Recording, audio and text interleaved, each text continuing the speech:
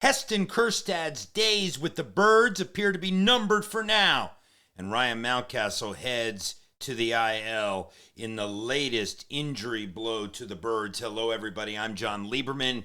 This is Orioles Digest. I'm sporting the Johns Hopkins hat today to represent Baltimore. The Orioles now only 10 games out of the wild card after a victory against the Chicago White Sox last night, with Zach Eflin looking like Zach Eflin again. 7 innings of terrific baseball. But that is not the news of the day. We're going to talk about Mountcastle going on the IL, what in the world is going on with all these hamstring injuries. Then we're going to talk about some good news down at AAA as it relates to Westy and as it relates to Colton Cowser. And then we're going to talk about why it appears Heston Kjerstad's time with the Birds, for now at least, is numbered. Again, like, subscribe, do all of the things. We are keeping you up to date all season long. And again, Birds 10 games out of the wild card. I believe if the Orioles can be 6 games or less at the All-Star break out of the wild card, then it changes the dynamic of the Orioles becoming buyers and adding a couple pieces to really make a run for that wild card. But let's start with the headline of the day, which are the Birds roster moves announced just a short time ago. The Birds have brought back up Coby Mayo from AAA. They've also selected the contract of outfielder Jordan Adams as well from AAA. But the big news is Ryan Mountcastle goes on the 10-day with a right hamstring strain. 10 days to start. You never know with hamstrings. This could be a major problem. And then the Birds also DFA'd Chadwick Trump, the catcher that was up here for about a week or so. But let's start with Mounty, because I know what many of you saying are, Mounty's had not a good year anyway, so who cares? But there's really 2 reasons to care here, okay? The first is Mounty still actually has a positive wins above replacement, okay? Slightly, but still positive. So that's one thing. The second thing is, you look at his numbers. No, look, this isn't the Ryan Mountcastle, that we have all come to kind of know and love. 2 homers, 15 runs batted in. He hasn't been very patient at the plate with only 8 walks, 46 hits, matching his number of strikeouts as well. The slugging percentage is very low. The OPS plus is low. So look, nobody's going to sit here and argue that Ryan Mountcastle has had a great season, but still, number one, you never like to see injuries. Number 2, he will still leave a hole because he is still a major league caliber, ball player who we were all hoping could get on track a little bit more. Here's my bigger concern. Sorry about that. Here's my bigger concern. Now, you have Jordan Westburg, Ramon Urias, Seti, and Mountcastle, all with hamstring issues since late April.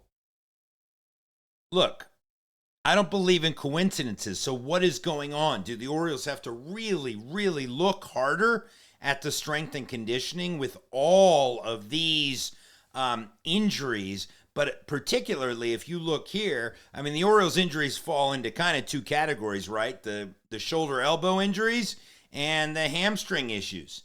And, so there has to be a hard look taken at the strength and training protocol. But again, the headline as we come to you today is Ryan Mountcastle is headed to the 10-day IL prior to the Birds taking on the White Sox for the second game of this 3-game set. Now, we did just mention a name, Jordan Westburg, hamstring issues. I want to show you on a positive note, some video last night from AAA.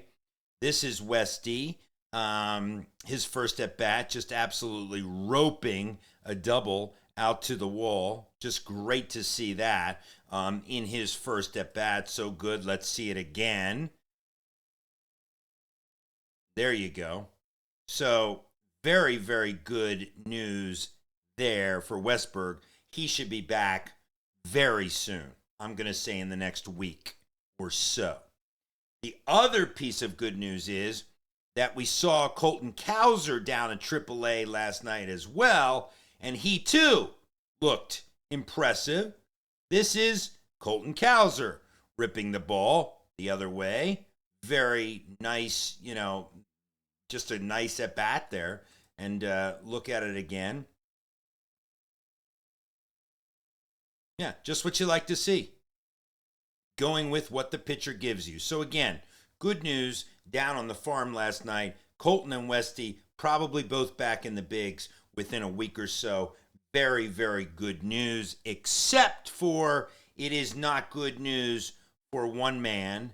And that man, of course, now we don't have the image. There he is. That man, Heston Kjerstad. It's probably not good news for Heston. So I think Heston will be the odd man out when Colton Cowser returns, because Heston Kjerstad has just not been good this year. And I think you could probably argue he's been terrible. I was digging into the stats a little bit. And I mean, look, aside from, I'm looking at it, aside from the 186 average, he has 4 homers, 16 RBIs, but he's hitting 186. His on-base plus slugging is 533. He's having just objectively a bad year at the plate. But there's been more stuff too. He looks out of sorts in the outfield. He looks, he's missing cutoff guys.